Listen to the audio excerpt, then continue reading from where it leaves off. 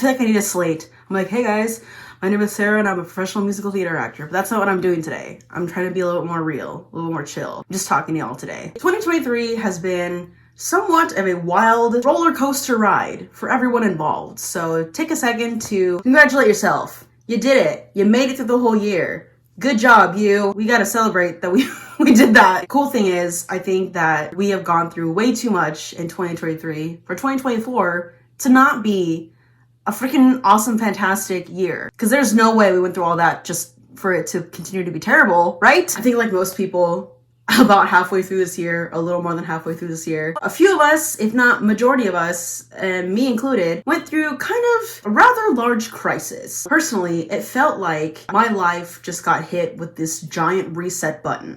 And it was not fun. The beginning of this year was a lot. It was a lot of fun, and I learned a lot. Then the ending half of this year was also a lot. And it wasn't as fun, but I also learned a lot. I feel like a lot of people who do videos like this, they're like advice videos and stuff, they usually start giving this advice from the other side of it. They're like, when I went through this months ago or a year ago, this is what I did. And weirdly enough, I'm not on the other side of it yet. I'm kind of still in the mix of being in the thick of it to getting out of it, I hope. So yeah, let's talk about being creatively burnt out or having an identity crisis. Because sometimes for us artists and creatives, it's kind of the same thing. I had a job interview a few months ago and they asked me to talk about myself, which I don't enjoy doing. But somebody asks you like, who are you? What do you do? Tell me about yourself. And one of the things I say is, well, I'm an actor. And if you're in a job interview, sometimes they don't like that answer, but it's my answer. Obviously, that's not the whole of my identity. It's a part of who I am. And I think that's really good to just say, hey, I'm an actor. And that's not all of me, but it's a part of me and it's a big part of me. So take that what you will. Got the job, by the way. Woohoo, employment. About a few weeks ago to like a month ago, I kind of went through this phase of being kind of burnt out creatively and kind of having an identity crisis. In that I didn't know what to do. Part of it was a knee injury that I suffered a couple months ago. About 2 months ago, I was in a dance class and I hurt my knee. That's really the whole gist of it. So I'm not like a licensed therapist. I'm not a psychologist. I'm not even a life coach. But here are 10 things that I've learned. 10 things I hate about you. Here are 10 things that I've learned to do and how to apply this into being burnt out and going through an identity crisis. I made a list. It's gonna be over here. So if I look over here while I'm talking, it's because I'm reading my notes. Number one, I think this is the most important, at least for me, that I've discovered in my life, is remember your why. Why the frick are you doing this in the first place? And if you don't have a why, now's a good time to figure that out. And then once you find out why in the world you're doing this anyway, then you can reassess, is it a good reason? Or is it a shallow reason? Is it dumb? Does that still apply to me now? That's on you to figure out. Everyone's answer is different and no answer is wrong. Unless it is wrong. If you have bad intentions and horrible motivation, that's when I suggest reassessing. Number two is take a break / take a step back for a second. Sometimes we're just like zeroed in on this thing, right? Like this is what I need to do. This is what I want to do. And we just need to let go for a second, release, be like, okay, why are we so zeroed in on this? Maybe we need to see a bigger picture. And the only way to do that is to step back behind the velvet rope and look at the picture. Do whatever you want, just for you. Do something for your inner child. Maybe you're just on the go way too much or getting in the grind, which is not bad, but after a while, it's exhausting. Yeah, do whatever you want to do. If you don't know what you want to do, maybe this is the time to find out what other hobbies you have. What else do you enjoy? I personally like thrifting. I like going to parks so I can play in a playground and let my inner child have fun as a grown adult. Is it weird? Yes. Is it fun? Yeah. I don't care. I'm having a good time. I'm not doing anything wrong. I'm just swinging on the swing set. I don't know. If you like shopping, go shopping. If you like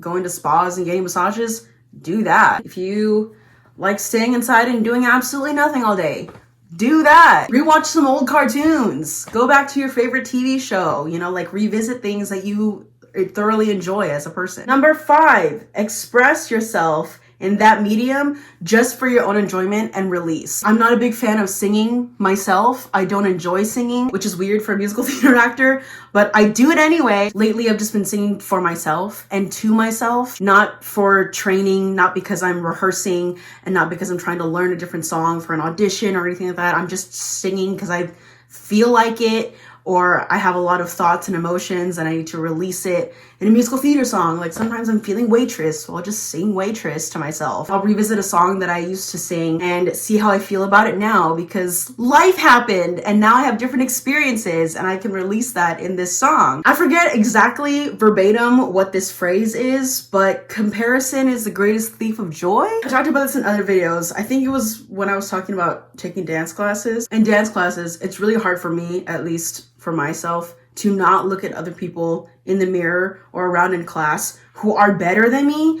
and then I just hate myself because I'm not them. But I'm never gonna be like them, and that takes away some of the joy of being in class and being in the environment and learning. For me, being immobile for about 3 weeks, watching dance videos, that sucked. I couldn't do that, or I knew I could do that, but I wasn't physically able to in the moment. So that just took away some of the happiness that I found in watching videos again. I also thought about the next time I got to be in a dance class, how much I would beat myself up for not being at the level that I used to be or that I wanted to be at that time. But that's also a form of comparison, because I compare myself to what I think I should be at some point in my life, when 2 months ago, I couldn't even walk and get out of bed without crutches. You know, like, we have to celebrate the small victories that we have within ourselves. Number 7, maybe keep 1 or 2 things to focus on more. Again, I was suffering a knee injury, so I put a lot more focus in on singing, because that's the one I struggle with most, and it's still not my favorite. That's okay. Also, it's always good to go back to the basics. You're never too good or too professional to go back to the beginning stages, because you might need a refresher, or there's something that you haven't thought about, or it's like they're basics for a reason. Ooh, this one hit me. Number 8, get on the other side and get a perspective change, or just sit there and be inspired. I put in parentheses, audience versus on stage. I recently watched the Waitress Pro Shot when they released it in theaters, and that was the first time that I had really let myself sit and watch a piece of theater just for the sake of watching it. And it was a little too good. It hit so many parts of my life that I had just been going through, and I cried so much. Also, the whole thing was just like beautiful and brilliant, and Sarah Bareilles, you know what I mean? Even if I couldn't physically be part of the story, sitting there in the audience receiving was also being part of the story. Woo! That was really good. Okay, go therapy. Live outside of that world. There's so much more to you than just that. It's important to not make your art or who you are in the creative world your entire identity. Like I said at the beginning of this video, I tell people that I'm an actor, I'm a dancer, but that's not all of who I am. It's a big part of me, which is why when I couldn't do it, I went through an identity crisis. There's so much more to me and my identity that I probably haven't explored yet. Even as I'm talking, I'm learning a lot of things that I probably should apply. This is great and very therapeutic. Thank you for being here. Oh boy, this last one. This one hurts me because this is one of my greatest fears. But number 10 is maybe it's time to let it go. Hate this. I hate it so much. Something that I tell people, which is really terrifying for me to admit to other people, is that I have this fear that one day I'll wake up midlife and just go, I don't think I want to do this anymore. Like, my passion for theater will just be gone out of nowhere. And I've recently been thinking that maybe this is what's happening to me. And that is so scary. But it's a part of life, right? Like, there are some things that you're supposed to be doing for a short period of time that at some point is not meant for you anymore. And that's okay. Maybe it's a temporary thing. Maybe that really is just the closed chapter of whatever it is that was. And then you live a little bit and you come back to it because it feels right to be part of again. And now you have life and you have experience and you have things to bring back into your art. A natural segue, that's all I have for today's video. Thank you so much for watching and being a part of this year. It's been wild, it's been crazy, it's been inconsistent. I'm so sorry. The next year, I don't know. Let me know if any of this resonates with you. If not, that's cool. Maybe you've already gone through this and you have some advice for me or anybody else who's watching this. Please help us out. We're in a rut. Thank you for hanging out with me today. Happy end of 2023. Congratulations. Happy 2024. Happy New Year. And I'll see you in the next video in the new year. Goodbye.